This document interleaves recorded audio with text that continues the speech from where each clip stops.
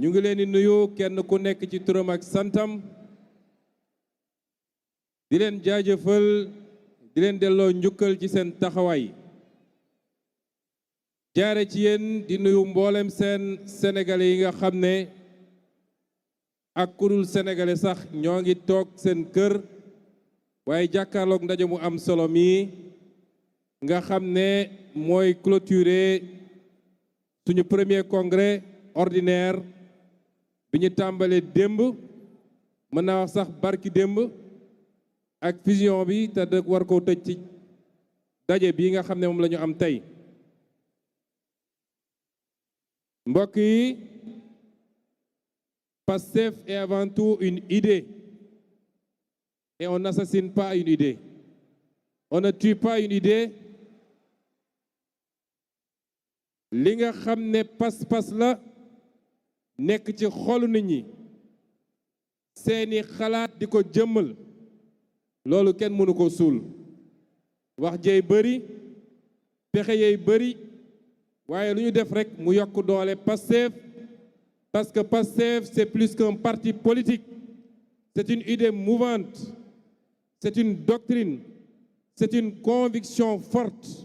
qui bat dans le cœur de millions de Sénégalais de la majorité des Sénégalais mais qui aujourd'hui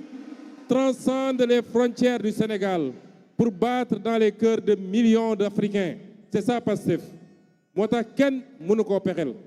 cooley bëri pexe yi bëri waaye kenn mënul fexe ba suul Pastef Pastef c'est le don de soi pour la patrie moo tax lii ngeen def mennum Pastef moo ko mën ci géewu Sénégal lii ngeen def néew na ko mën a def ci géew politique Afrique wala àdduna mbokk wi idée yooyu idée boobu ak conviction boobu tey mooy wéyal yoonam dañu war a xam ni révolution boo gis dafa am yoon bu muy jaar ku wax yoon nag gis léeg-léeg xam ne ci léeg-léeg nga fekk ci benn obstacle léeg-léeg sax nga fekk ci loo xam ne faw nga wiiri génnaat fi nga bëgg a génn waaye li am solo mooy à la fin du voyage que l'objectif soit atteint et nous sommes dans ce voyage kon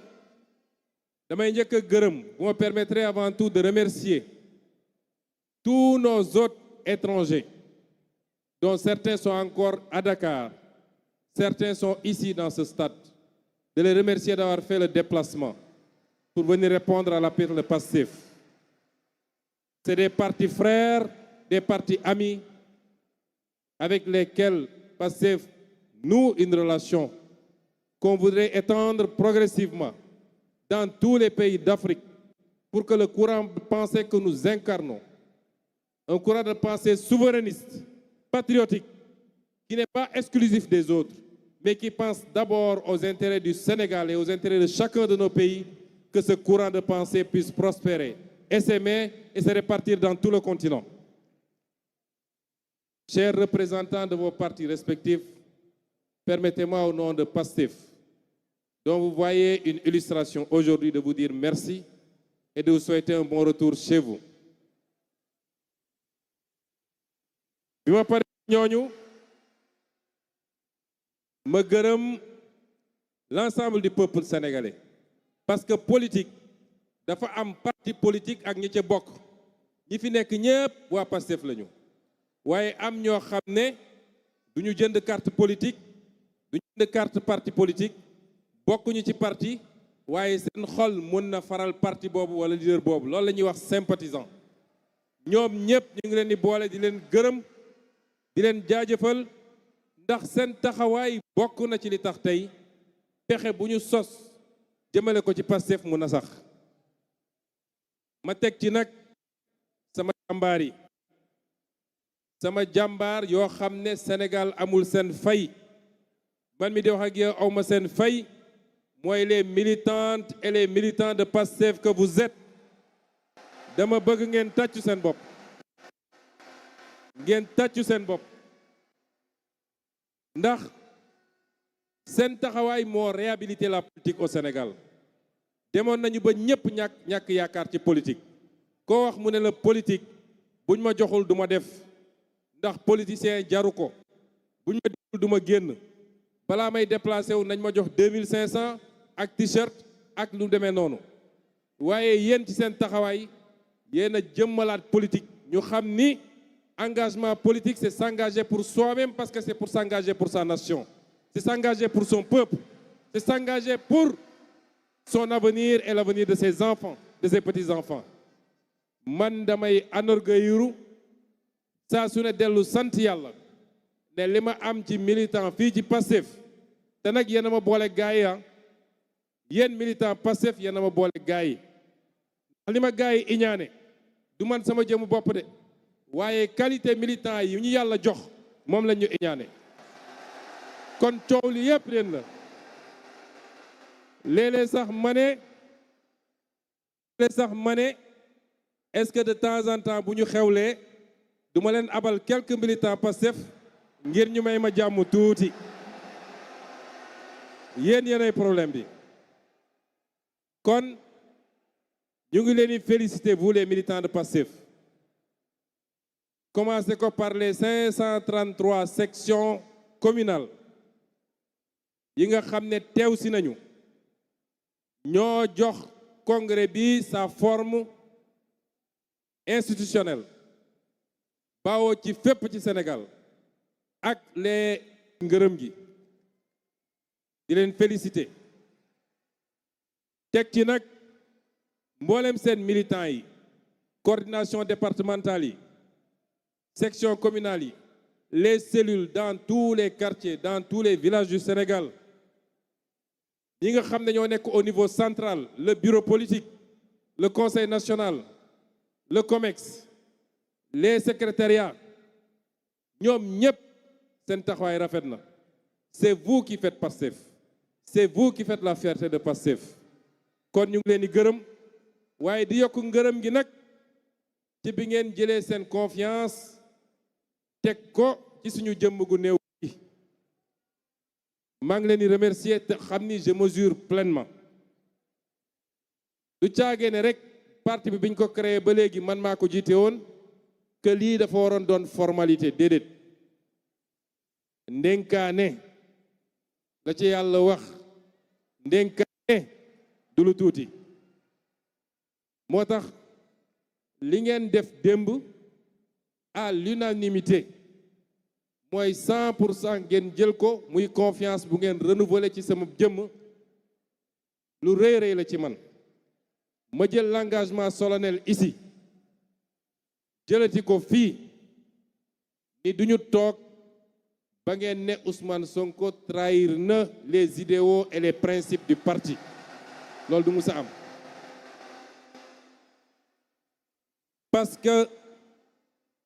parce que du suñu gëm-gëm du suñu yar du suñu cosaan ak suñu aada du suñu xeet amul lenn loo xam ne nangu na loolu nit bu ngor jógee ci yow dara desu fi bu ngor jógee ci yow dara desu fi waaye ngor sax yomb na dañuy wax bu gore jógee ci yow dara desu fi kon àdduna du dox bu yàgg naa leen wax ni bàyyi politique moo ma gënal war na jeeg ay militantes ay militants ay sympathisantes ay sympathisants ñu ne kii daf ñoo wor par rapport ak li ñu waxante woon mën na am ay problème ay jafe-jafe mooy nit bëggoon na lii amu ko mu jàpp ni président parti bi moo ko joxul waaye loolu du ci principe bu parti yi li may wax mooy li nga xam ne moo tax ñu daje lii les principes fondateurs du parti la doctrine du parti kooku duma ci mus a jàppante kenn wala ku ma ci jàppanteel moo ma tooñ waaye nag yi nga xam ne mbirum nit la ci jëflante am na fi amaat fi élection mun na jot nit bëggoon ñu investir ko commune sangam investiruñu ko mu mer kooku beneen affaire la waaye les principes l'idéologie les raisons pour lesquelles ce parti a été fondé pour lesquelles on s'est battu man Ousmane Sonko duma ci mus a trahir kenn bu soobee yàlla Quand vous nous avez fait confiance, nous voulons les remercier. Voyez, quel sens est-ce que moi je donne à cette confiance? Quel sens je donne à la responsabilité, à l'autorité dont je suis investi pour présider au destin de ce parti, pour prendre des décisions à votre nom à tous? Lan moo war a tax tey mu mën a nekk fii ma nekk yor micro di wax yéen ñëpp ngeen déglu ma? Lan moo war a tax fu ma romb ngeen ne ma président ban sens laa jox loolu?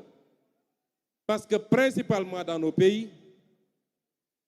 l'un des problèmes bi ñu gën a am ci réew mi et de manière générale en Afrique mooy nit ñi dañoo xamul lan mooy pal. Ku ñu fal foog nga ni yow léegi da nga aju ba ñi nga àndaloon dañ laa war a nekk toog ci suuf di la xoolee ci kaw. Loolu du responsabilité. Ki ñu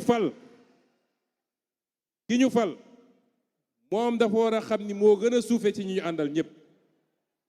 Ndax proverbe danaan saydul qawmi qaadimuhum. Ki nga xam ne moom la ñu jël ne ko yow ñëpp daje nañu xool ni yaa ñu doy ñu jiital la yow yaay le serviteur waroo xaar ñu servir la. Kon responsabilité bi du lu ñuy diir mbagg du tax ñu yëkkati mbagg, du lu wàll tax ñu teg suñu bopp fu ñu nekkut, waaye dafa war a commander beaucoup plus d'humilité encore, d'être à l'écoute de chacun et de chacune d'entre vous. Xam ni yéen a ma gën, yéen ñi ma tànn wóolu ma te mu leer ma ni ñu bëri ci yéen ñoo ma gën, ñu bëri ci yéen ñoo ma gën a baax ay qualité, ñu bëri ci yéen ñoo ma ëpp xam-xam, ñu bëri ci yéen ñoo ma gën baax parcours. Kon nit buñ la jiitalee xamal ni sa première responsabilité mooy nga wàcce sa bopp. Man de budul woon li ngeen di insisté yéen seen bopp ci mbirum sécurité su may génn sax duma ànd ak garde du corps. Ci biir nit ñi laay nekk, dëkk ci biir nit ñi di jëflanteeg nit ñi. Kon xam leen ni je suis votre serviteur. Ci lan laa ni servir pas ci sama bëgg-bëgg bopp waaye li nga xam ne moo ñu dajale fii ñun ñëpp dañoo dox ba daje. Ñii Matam la ñu dëkk, ñii Kédougou, ñii Kolda, ñii Ziguinchor, ñii Mankaañ lañu, ñii Olof lañu, ñii Séeréer, ñii Joola, ñii Pël. Kon li ñu dajale ñun ñëpp mooy benn gëm-gëm bi ñu am ci lan la ñu war a def pour Sénégal baax. Man ci loolu laa leen di servir, ci loolu laay nekk suba ngoon guddeeg bëccëg. Kon dama leen di remercier encore une fois, wax leen ni on mesure la portée de ce choix. waaye choix bi c'est la consécration d'un parcours, ndax mbooloo boo ko jiitee fukki at ak ñaar ñu ne yeesal jot nañu tànnaat la, dafa fekk peut-être am na loo wuyoo sa digganteeg nit ñi ci jiite boobu. waaye du sama jëmm man dong. Kon dama bëgg ngeen féliciter ma it ñi nga xam ne parce que àndandoo dafa baax, am àndandoo yu baax mooy tax njiit mën a performer. te dafa am ñoo xam ne gis naa sànq ay jëm yu bari ñu wan leen fi ngeen tàccu. Kenn ku ne ci ñoom mënoon na taxaw fii ma taxaw tey. Kenn ku ne ci ñoom dafa di collaborateur boo xam ne bu sincère, bu loyal, bu fidèle, collaborateur boo xam ne jaar nañu fu ne. te nag dañoo génn ci épreuve, dinaa ci dellu si léegi mu gën a leeral lu bëree bëri. Kon moo wax leen ni fii ñu toll nii dañoo génn jóge ci li ma tuddee la première phase de la clarification. Mbokk yi, politique ak xel ñoo ànd. Politique ak xel ñoo ànd. Politique du doole. Doole baax na ci tuuti te yéenay suñu doole. waaye doole gu ànd ak xel mënul am résultat. Dama leen wax ni lancé woon nañu la phase de clarification à partir du 8 juillet 2025 mooy keroog bi ma toogee King Fahd am lu ma njëkk a junj ci li nga xam ne ñu ngi ko doon ruumandaat di ko togg te muy woon musiba si ñun boo ko njëkkee wax defe naa ñu bëri ci yéen comprendre ñu woon amaana sax bëri na ñoo xam ne man la ñu sànni woon xeer bi ne Pros lu muy wax nii Pros dafa yàkkamti Pros nii ak nii boobu man gis naa lu ñu bëri gisul xam naa lu ñu bëri xamul waaye dafa am nu ñuy andee mbir nuñ koy tegee fuñ koy jaare ba egg ci fañ ci war a egg keroog bu ñuy dëgmal le grand rassemblement du 8 novembre dama leen ne il y aura un avant un pendant et un après 8 novembre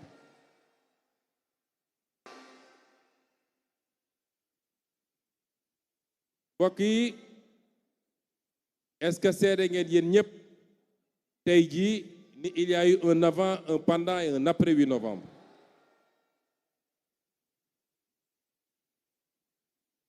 clarification boobu dafa waroon a am parce que li nit ñi doon togg ci suuf te bu ngeen dajee ci biti ñu siiñ la lëng la wane ni xarit ngeen wane ni frère ngeen ci parti bi fekk ñi ngay gas kàmb ci suuf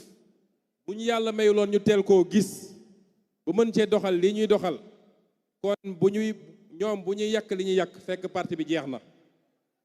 kon ñun ñëpp nañu dellu sant yàlla ñun ñëpp nañu dellu sant yàlla du mënin du xarañteef waaye damay wax ni yàlla moo bëgg la projet Pastef parce que yàlla moo xam ni projet bi dëgg moo ko lal caaxaan lalu ko te gëm naa ni ilaa yow mi diin fii léegi ñu ngi fidèle à ce projet fii léegi projet bi ñu ngi koy jàppee jaamu yàlla fii léegi projet bi ñu ngi koy jàppee don de soi pour la patrie lu waay sumb mu wëlbati ko këpp ci yow du suñu mënin du suñu njàmbarte du suñu xarañteef mais yàlla du seetaan yàqte jël le dessus ci li nga xam ne mooy dëgg kon tey nee naa première phase de la clarification bi génn nañ ci lan mooy résultat bi mooy bëri na ci ñun wala ñun ñëpp sax waaye bëri na ci sénégalais yi mais partout en Afrique et dans le monde man li may jot ci ay messages ay témoignages ba ci ay kilifa yoo xam ne chef d'État lañu bëri na ñoo xam ne am nañu surprise bëri na ñoo xam ne am nañu déception waaye man awma surprise awma déception damay wax alhamdulillah parce que nag lu ci bëri émotion la te c'est normal dama wax léegi politique c'est avant tout la raison c'est la raison avant le cœur ñun nag patriote dañoo xaw a émotif yenn saa yi te dinaa ci dellu si dañoo xaw a émotif rawatina nag lépp lu xaw a laal Pros gars yi xaw a am nuñ ko jàppee mais yàlla buy defar day mel ni ku yàq man keroog dama sant yàlla parce que dama jàpp ni li ma doon ñaan yàlla ci clarification am naa ko bugguma woon dara yàqu nag su ma sañoon yaakaar bi kenn ku ne ci ñun amoon ba ñuy jël nguur gi en 2024 yaakaar googu continuer way waaye nii mu doxee nii mënoon na doxee nu ko gën a garaaw fuuf kon dañuy sant yàlla kon sur le plan politique clarification am na Pastef est resté Pastef. Pastef est plus Pastef que jamais. Pastef en sort pour être la plus grande formation politique bu doon 54 la ñu woon tey ñu ngi 75 loolu mooy réalité bi. ci wàllu idéologique ak doctrinal léegi Sénégal yëpp xam nañu ñan ñoo bëgg rupture ak changement ak ñan ñoo bëgg statu quo wala delloo ci système bi fi nekkoon loolu leer na au moins kon ba léegi ñu ngi ci clarification mais loolu set na def nañu ñaari at ci gouvernement ñëpp xam nañ ni la bataille contre la corruption pour la justice pour la souveraineté pour la récupération de nos avoirs pour la renégociation des contrats ñëpp xam nañ ni primature lañ ko doon defee premier ministre Ousmane Sonko moo ko doon xeex. kon ñépp xam nañu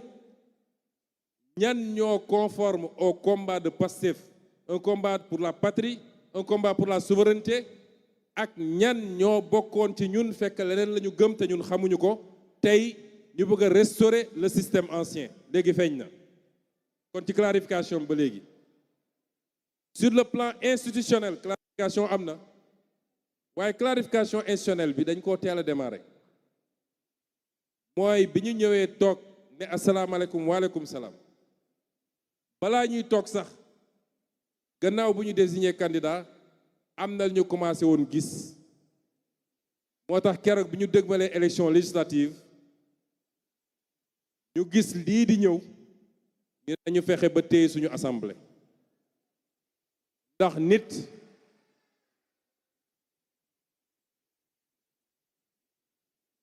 ñu ne nañu fexe ba téye suñu assemblée ay suñu téewuloon assemblée bi ci jamono jii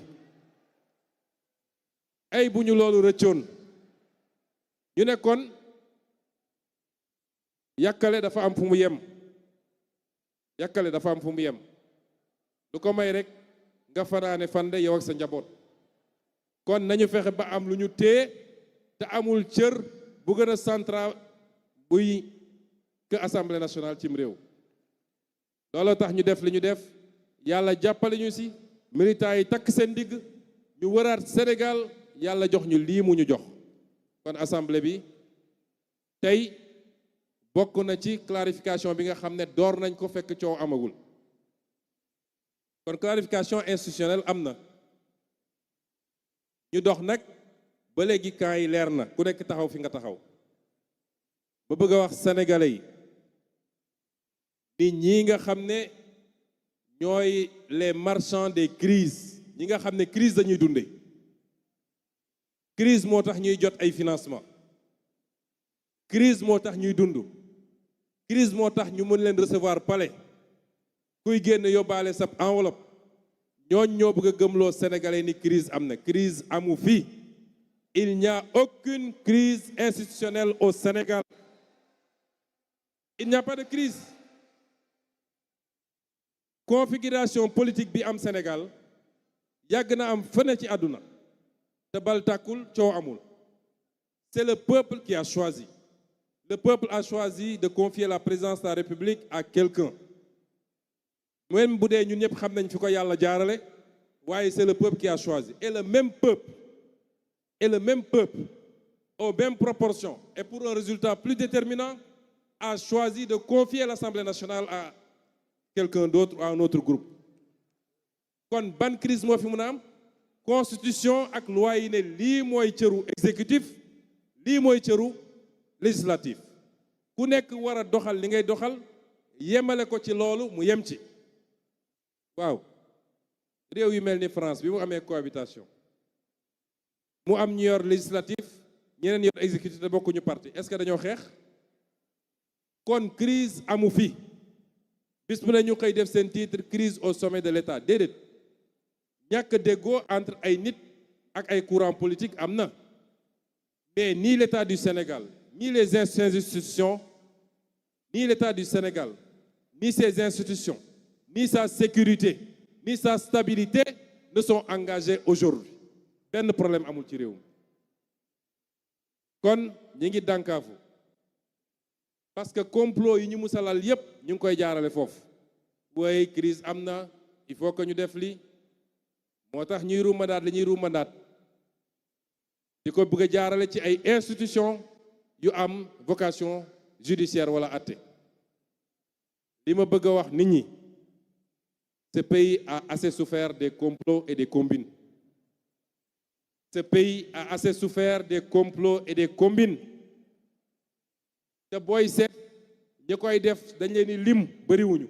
sur 17 millions de Sénégalais nekk ku nekk yem fu mu war a yem yow mii di haut fonctionnaire charte daf la wax lan mooy sa liggéey ñu dem ba loi ne la même sa supérieur bu la joxee un ordre manifestement illégal da nga war a bañ yow mii di gradé militaire, forces de défense et de sécurité ab président de la république kenn du ko topp ci bëggam bu dee génn na ci constitution wala génn na ci loi yi kenn ku ne na xam ni il est là pour remplir une fonction au nom du peuple sénégalais nu ñu jox cër président de la république bu la bëggee joxañ loo xam ne ay intérêt politique am kese la bu ko ci topp te yàgg na am ci réew mi benn nit ñi delloo ci seen xel dañu delloo ci seen xel te xam ni c'est ça le Sénégal c'est le peuple c'est pas de s'enfermer dans des bureaux au palais à la primature wala au ministère de la justice foog ni loolu mooy Sénégal saa su Sénégal tàkkee loolu moo ko taal parce que c'est des gens certaines personnes dañuy dem ba fàtte ni ñoom dañoo bokk ci peuple bokk ci réew ñu jàpp ni ñoom nag les parcelles de pouvoir qu'ils ont mën nañ ci abuser pour les beaux yeux ou le plaisir d'un président de la République na ñëpp delloo seen xel rawati nag nguur goo xam ne at ak genn wàll daanaka moo ci des lu fi jar sacrifier sa bopp nañu jël exemple sur l'histoire récente am na ñoo xam ne defloo nañ leen man am na ñu ma ci waxal ñoo xam ne defloo nañ leen waaye nee nañ ma rëccu naa te dinaa rëccu ba àdduna di tukki defloo nañ leen te tey ñu ngi koy rëccu am na ñoo xam ne defloo nañ leen tey ñi ngi tëju ñemewuñu génn ci mbedd mi ba ñi doon def tey ñoo leen dem réhabilité di leen génne di leen recevoir waaye boo bëlee kenn déggu leen ñi ngi tëju woon ci seeni cave kon lu ko fi jar il n'y a pas de problème ni de crise institutionnelle au Sénégal bu amee rek ay nit a ko sooxe te xam ngeen ñi may wax buñ ñu tax a wax nag ndax am na lu ñu xam ci réew mi ku yàlla teg fi mu ma tegoon ñaari at neew ma xam nga lépp de waaye la ump bëriwut kon na nit ñi delloo seen xel ce pays a besoin de stabilité il a besoin de paix il a besoin de tranquillité kañu teg mu ne moo yor exécutif war naa tal leneen lu dul tey ay combine politique ndax réew mi métti na ñun ñëpp xam nañ ko lenn ndono la li ci ëpp bokk waaye am na loo xam ne man bi may nekk primature di liggéey fajar ba 1h du matin taluma parti taluma politique militants yi di ma mere ku nekk naan il est injoignable ma gëm ni ñun ñoo woote ba ñu jox ñu war a servir le pays xalaat woon ndekte booba ñeneen a ngi xool di togg nu ñuy defaree ñoom pour xalaat ay beneen mandat xalaatuma ko woon kon tey ki nga xam ne moo yor exécutif na jublu nañ ko defee ci ñaari at yi ci yittey sénégalais yi parce que liy maywaat mandat du nu may def ba écarter tel candidat wala nu may def complot wala nu may def ba jënd tel maire waaye lii may beneen mandat mooy lan ban résultat ngay présenter sénégalais yi dans 2 ans kon nañ jublu ci loolu ñun ñii nga xam ne ñoo yor législatif nañu yor liggéey bi sellal ko te jiital ci intérêt Sénégal bul bloqué dara parce que rek damaa bëgg a nekk ci xeexu politique loolu amul solo lu ñu fa andi luy njëriñu Sénégal suñu responsabilité mooy ñu jàllale ko nu mu gën a rafete kenn ku ne na def li mu war a def réew mi jëm kanam dans 2 ans et demi sénégalais yi tànn si et que cette fois-ci ñu créer toutes les conditions pour que les Sénégalais puissent choisir. Il est temps que les Sénégalais choisissent. Depuis longtemps, les Sénégalais n'ont pas. Depuis longtemps. ab peuple boo xam ñëpp jàpp nañ ne li ëpp ci peuple bi kii la bëgg nga ne kooku dama ko bàyyi fu mu taxawee ci kanam peuple bi ñu choisir ko loolu dafa war a jeex Sénégal. Ñun Pastef amul adversaire bu ñu ragal. ku nekk Sénégal ak ku nekk bitim réew dañu ñëw ñëpp teg seen candidature élection yi jaar yoon de manière transparente ku ci wóolu boppam mu ñëw samp ndëndëm au soir de l'élection ñu ne kan moo gagné te ñun xam nañ ni incha allah Pastef lay doon kon loolu rek la moo fi nekk. kon pare nañu deuxième phase de clarification première phase de clarification ñu war a jublu nag ci deuxième bi mooy la clarification électorale ndax ñi ngi dëgmal élection locale en janvier 2027 Inch'Allah. Dëgmal élection présidentielle en février 2029 Inch'Allah. kon li may ñaan les militants et les militantes d'abord ma def benn précision. ku pare ñun pare nañu ku parewul ñun pare nañu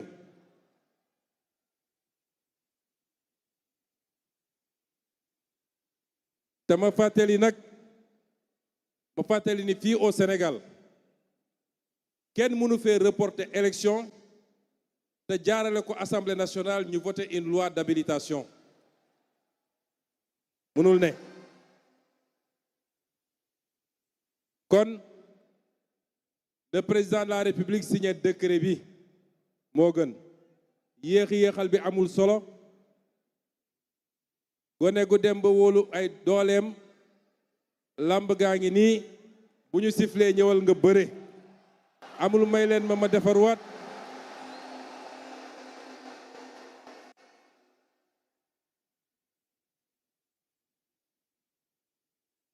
amul may leen ma entraîné waat amul dama fàtte sama gàllaaj amul sëriñ bi nee na ma moom bëri rek sëgg ñu bëri benn yoon mu jeex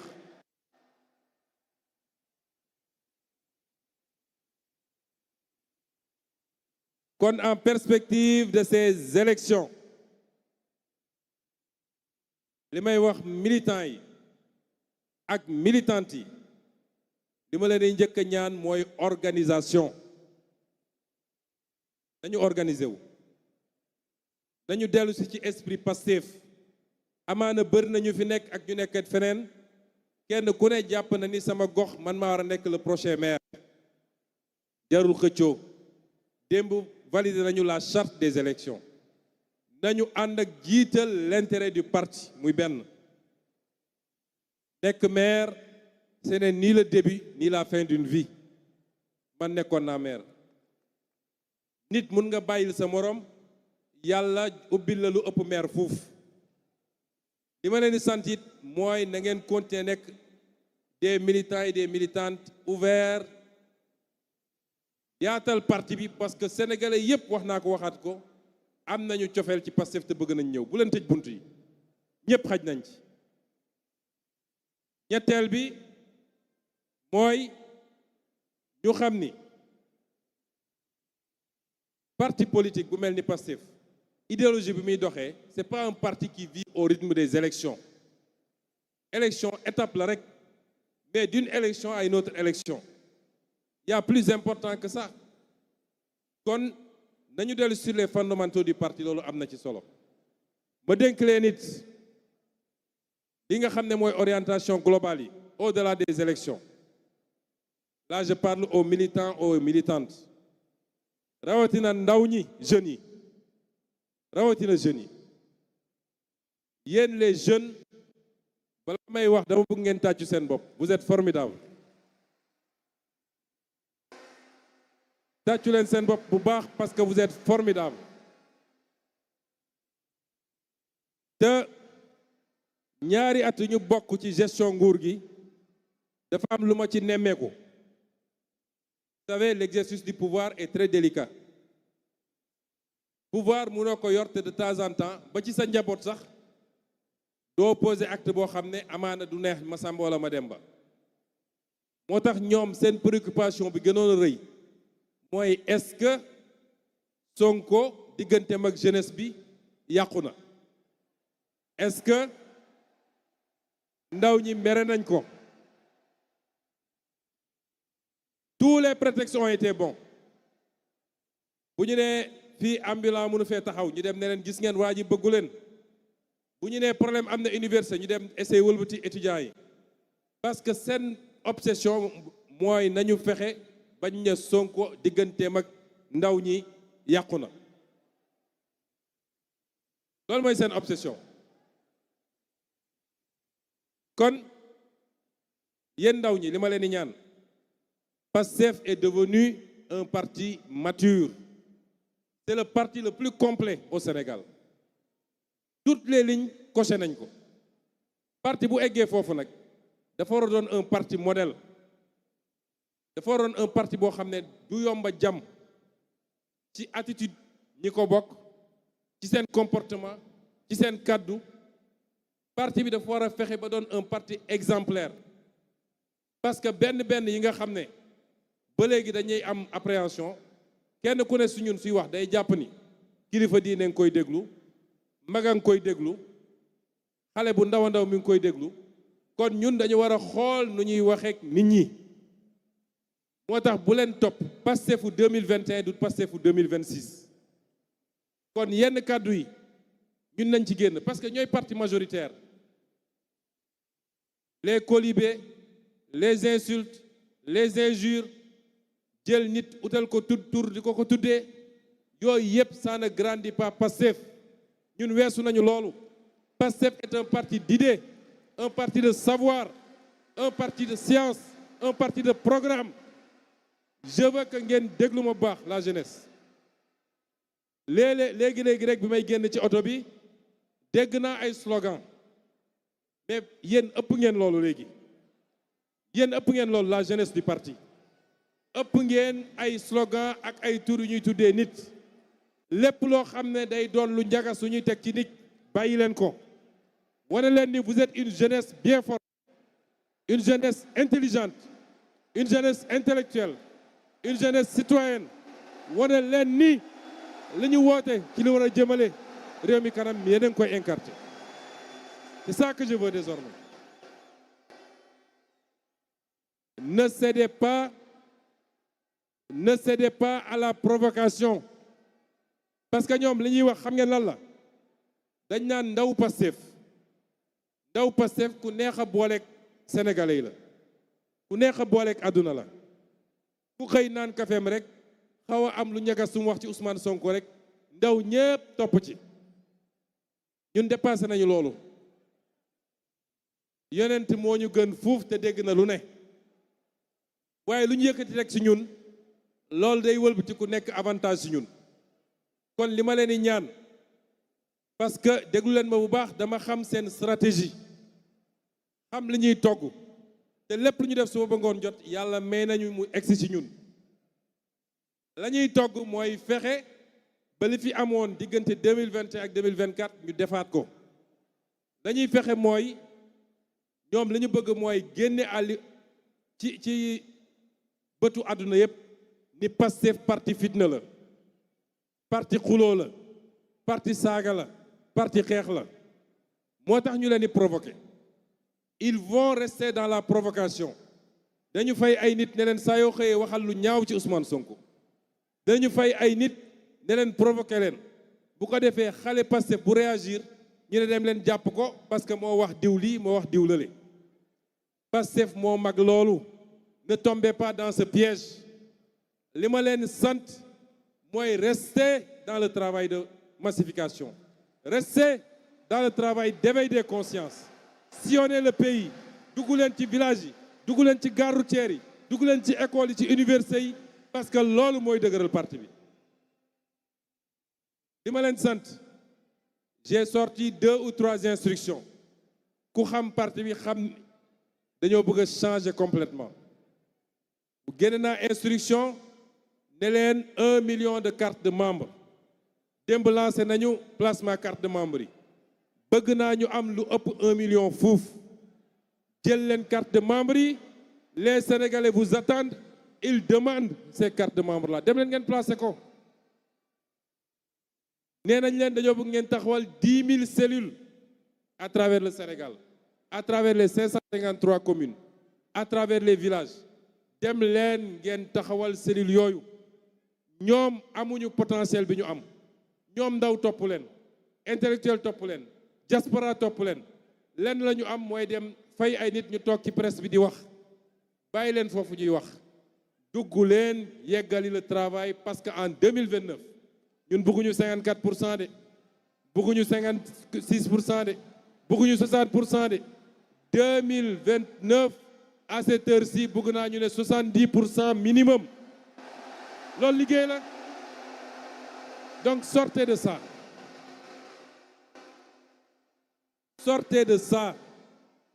bu leen tombeeti ci seen piège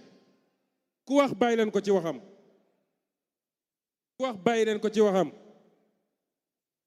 xam nga alquran dafa ne wa ida xaatamuhul jaahiluuna qaalu salaama ndax xuloo ñaar a koy def ñaar mooy def xuloo alquran bi muy wax nitu yàlla yu baax yi daf ci boole waa jaahil nag bu dee ci diine mooy ku gëmul waaye mun nañ ko jël ci àdduna mooy ku xamul ñi nga xam ne nag xamuñu mënuñu kenn dégluwu leen kenn topp leen kooku bu ñëwee di tongoo nee ko salaam man awma sa jot ndax ñun ñoo takk càq bi ñun waa Pastef dama bëgg ngeen xam ni mbir mi bu yàqoo rek ñun la yàqul Pastef ñoom nag dañoo toll ci suñu mënul lekk ci cere gi nañu fexe ba xajamal ko nañ ci sotti suuf bu leen topp ci loolu j'insiste beaucoup sur ça parce que ça me fait très mal chaque jour su ma xëyee ñu ne jàpp nañu tel militant de Pastef parce que wax na lu mu warut a wax ñaata yoon laa leen wax ni jaru ko ça n'apporte rien à la cause et au combat da ca des lu tuuti la nañu muñ te jublu ci liggéey bi 10 000 cellules à travers le pays 1 million de cartes de membres waaye leneen lu ma leen di sant na ngeen bindu te inciter les jeunes ñu bindu ci liste électorale yi bindu leen parce que am cofeel ci Ousmane Sonko am cofeel ci parti bi teew bindu woo amul njëriñ kon nañu gën a góorgóorlu ci yooyu mbokk yi Pastef est le plus grand parti du Sénégal par la volonté de Dieu lii ñu toll ni yépp ñu ngi ci yoon bi génn guñu ci yoon bi yàlla may na ñu xeex 10 ans ci 10 ans yi fal nañu ay député fal nañu ay maire fal nañu président de la République ci 10 ans yooyu fal nañu président Assemblée nationale ci 10 ans yooyu am nañu ay natt yu ñu dab lenn ci ñun tey ñi ngi sàngoo suuf te gëm projet bi moo ko waral lenn ci ñoom ñun jël nañ ci ay dog-dog yu doy waar ci 10 ans yooyu dund nañu ay déception yoo xam ne liggéey nañu ba def nit kilifa moo xam maire moo xam député moo xam président mbir mi dox ñu gis ci safaan ak lu ñu yaakaaroon waaye nag bu am recul tuuti seet loolu yépp boo ko dajalee dafa gën a dooleel Pastef dafa yokk Pastef te expérience boo xam ne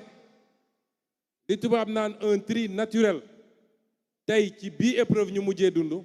le tri naturel a été fait te nañu sant yàlla bu dee sur les millions et des millions de Pastefiens ñi nga xam ne tey rocceeku nañ dañ leen di compter bëriwuñu kon Pastef a et incarne la confiance des Sénégalais. Pastef est un modèle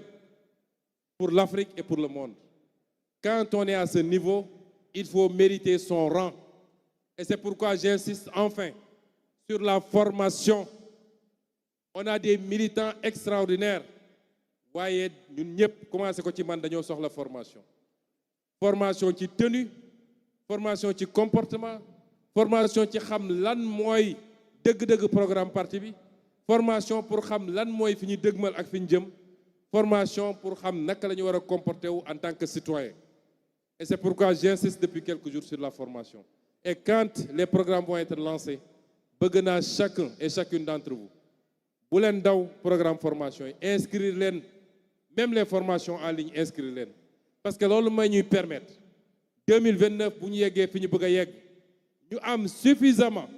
de compétences d'expertise dans le parti pour mën a yeggale liggéey bi ñu war a def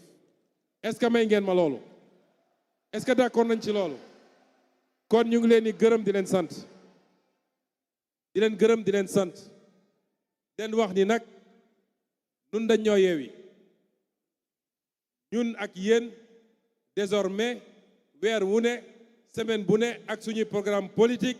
le PROS est de retour parmi vous et le Sénégal va trembler parce que réew mi ñun ñoo ko moom politiquement ñu ngi leen di gërëm leen sant.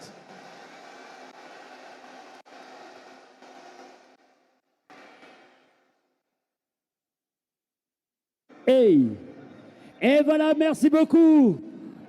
Le don de soi pour la patrie. Merci. Les patriotes.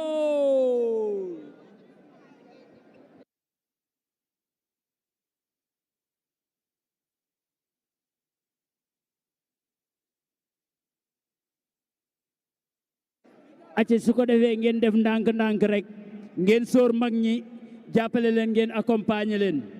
yal na leen yàlla teg ci yoonu jàmm yal na leen yàlla fay yal na leen yàlla lafal cat et merci beaucoup di jaajëfal ñëpp di am kontaan. Mously Immo Sénégal moo ñëw taxawu leen indi ay saafara ci jafe-jafe yi ngeen di dund ci wàllum immobilier yow mi bëgg a jënd terrain yow mi bëgg a jënd kër wala tabax jokkool ak Mously Immo da nga am sa kër bëgg ku la ko terrasseel wala nga am sa tool bëgg ku la ko lotiseel defal la ko ay terrain Mously Immo daf leen koy jàppandil gunge leen ci anam gu mucc ayib ku am sa kër itam te nekkoo ci biir réew mi bëgg ku la ko toppatool gérer la ko Mously Immo moo ci gën a gaaw gën ci wóor yow mi bëgg a defaraat sa kër wala nga bëgg a toxu te bëgg ku ko nettoyer ba sax nga bëgg a defar plan architecte plan béton armé wala nga soxla ay conseil ci wàllum immobilier contactel Mously Immo Sénégal ci 77 887 25 13 77 887 25 13 man ngeen itam abonné ci seen YouTube bi di Mously Immo Sénégal ngir yeneen i xibaar ak Mously Immo Sénégal jaaxle jeex na ci wàllum dëkkuwaay.